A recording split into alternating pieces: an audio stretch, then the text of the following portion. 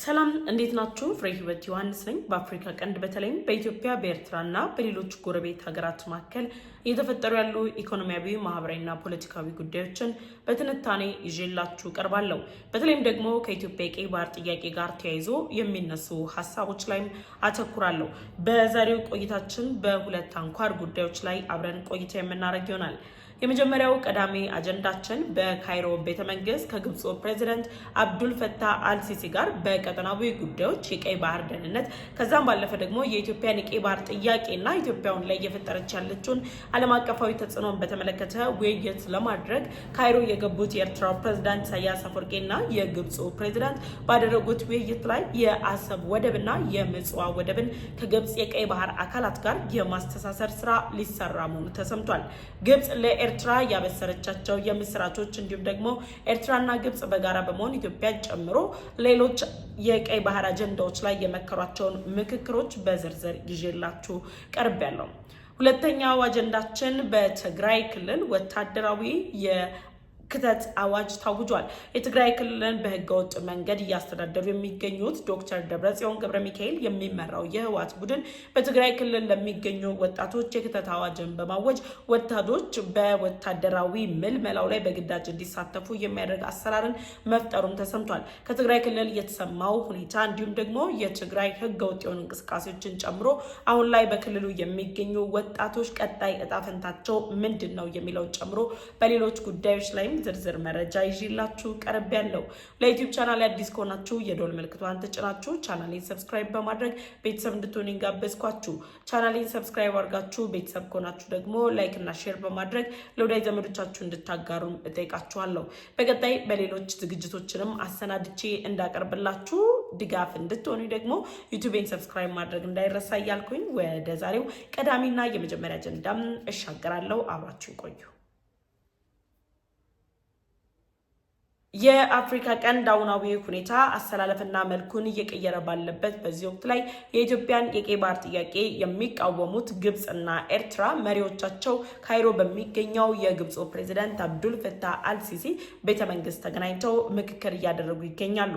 የኤርትራው ፕሬዚዳንት ኢሳያስ አፈወርቂ በብቸኝነት የኢትዮጵያን የቀይ ባህር ጥያቄ ይቃወሙልኛል ወይም ደግሞ የኢትዮጵያን የቀይ ባህር ጥያቄን ለማደናቀፍ ከማደርገው ጥረት ጋር ተያይዞ አጋር ይሆኑኛል ብለው የሚተማመኑባቸው የግብፁ ፕሬዚዳንት አብዱል ፈታህ አልሲሲ ጋር በጋራ ለመምከር ካይሮ ቤተመንግስት ከገቡበት የመጀመሪያው ቀን ጀምሮ በኤርትራና በግብፅ መካከል ያለው የሁለትዮሽ ግንኙነት ተጠናክሯል። ታዲያ የግብፁ ፕሬዚዳንትና የኤርትራው ፕሬዚዳንት ኢሳያስ አፈወርቂ ባደረጉት ውይይት መሰረትም የመጀመሪያው ቀዳሚ አጀንዳቸው አድርገው የመከሩት በአፍሪካ ቀንድ ያለው አሁናዊ ሁኔታን በተመለከተም እንደሆነ ጭምር ተገልጿል።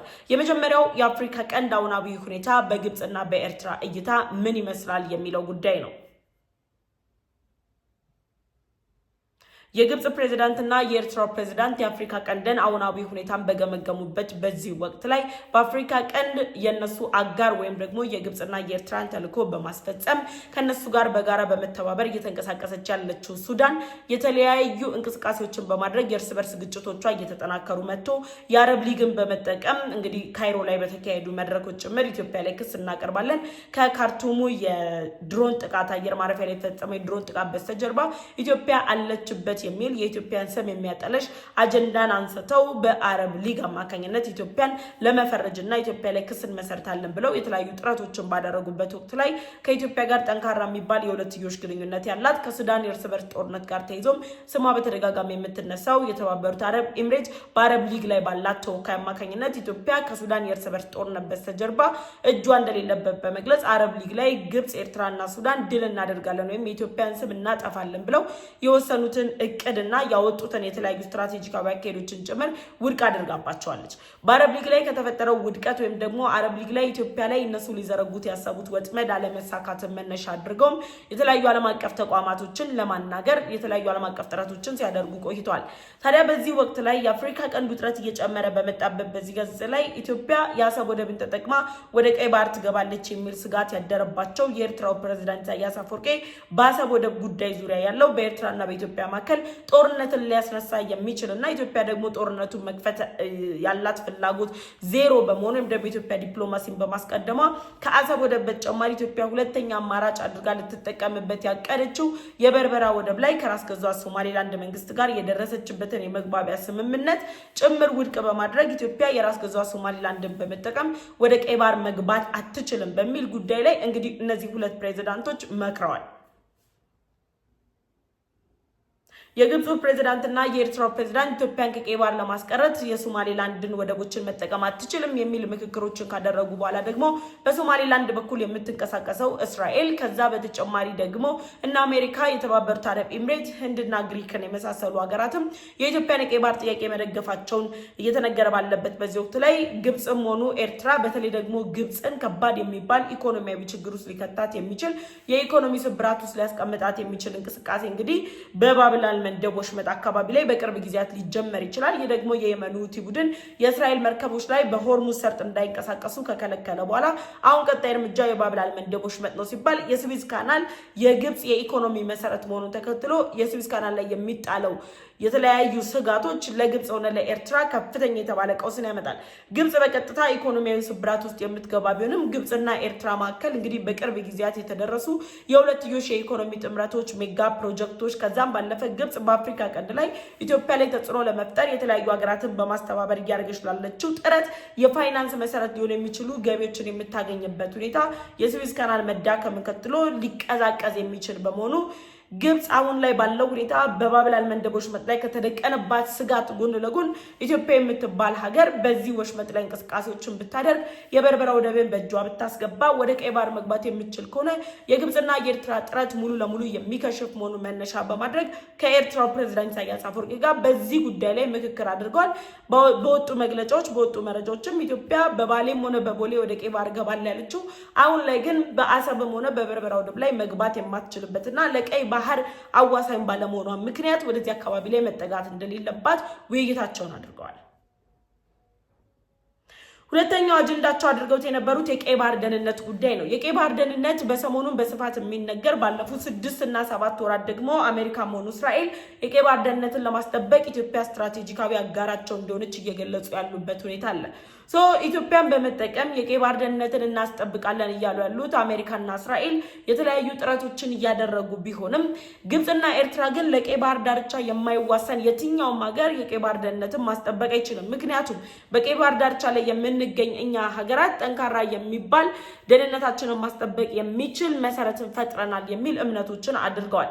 እነዚህ ሁኔታዎች የቀይ ባህር ደህንነትን ማስጠበቅ፣ የአፍሪካ ቀንድ አሁናዊ ሁኔታ፣ ኢትዮጵያ በበርበራ ወደብ አማካኝነት ወደ ቀይ ባህር መጠጋቷ ወይም ደግሞ የመግባቷን አጀንዳ አንቀበልም እያሉ ያሉት የግብፅና የኤርትራ መንግስት ባለስልጣናት ኢትዮጵያ ላይ የተለያዩ ስጋቶችን ለመፍጠር የሚያስችሏቸው እንደነ ሱዳን ያሉ ኃይሎችን ከመጠቀም ባለፈ ደግሞ በኢትዮጵያ ውስጥ የሚንቀሳቀሱ የውስጥ ኃይሎችን እንደነ ቲፒኤልኤፍ ሌሎች ታጣቂ ኃይሎችን ጭምር በመደገፍ ኢትዮጵያን እንዴት አድርገን ማተራመስ እንችላለን ወይም ደግሞ ውድቅ እናረጋታለን የሚሉ ሰፋ ያሉ ውይይቶችን አድርገዋል። በኤርትራው ፕሬዝዳንት ኢሳያስ አፈወርቂ እና በግብፁ ፕሬዝዳንት አብዱል ፈታህ አልሲሲ መካከል ሰፋ ያለ ውይይት ከተደረገ በኋላ አንዳንድ ጉዳዮች ላይ ደግሞ ረጅም ጊዜ ወስደው መግባባት ላይ ደርሰዋል። አንደኛውና ዋነኛው መግባባት ላይ የደረሱበት ኢትዮጵያ ባለቤት ነኝ የምትለው በህግና በታሪክ እየጠየቀች ያለችው ዓለም አቀፍ ጫናዎችን እየፈጠረች ያለችበት የአሰብ ወደብና የምጽዋ ወደብን በመጠቀም የግብፅ መንግስት እነዚህን ሁለት ወደቦች በቀጥታ ከግብፅ የቀይ ባህር መዳረሻ ወይም ደግሞ የግብፅ የቀይ ባህር አካላት ጋር የማጣመር ስምምነት ላይ ደርሰዋል። በግብፅና በኤርትራ መካከል የተደረሰው ይህ ስምምነት ኢትዮጵያን ከቀይ ባህር ለማራቅ ያለመ ከመሆኑም በተጨማሪ በግብፅና በኤርትራ መካከል የሚኖሩ የማሪታይም ግንኙነቶችን፣ የባህር ላይ ትስስሮችን፣ የመርከቦች ማመላለሻ ከዛ ባለፈ የአሳ ማጥመድን ጨምሮ ሌሎች ሁለቱ ሀገራት በጋራ ሊያደርጓቸው የሚችሉ አስቻይ ሁኔታዎችን መፍጠር ነው። ስለዚህ አሁን ባለው ሁኔታ ኢትዮጵያ በታሪክና በህግ ባለቤትኝ የምትለው አሰብ ወደብን እንዳታስመልስ ግብፅ ከራሷ የቀይ ባህር አካላት ጋር የማቀላቀል እቅድን አውጥታ ከስምምነት ላይ ደርሷል። ይሄ ማለት ኢትዮጵያ አሰብ ወደብን የምትጠይቅ ከሆነ ከግብፅ የቀይ ባህር አካላት ጋር የተያያዘ በመሆኑ ግብጽ ከኤርትራ ጋር ያለችበት የመደጋገፍና ኢትዮጵያ ላይ እያደረገች ያለችውን እንቅስቃሴ በባለቤትነት ለመዘወር ያስችለኛል ብላ ያወጣችው እቅድ ነው።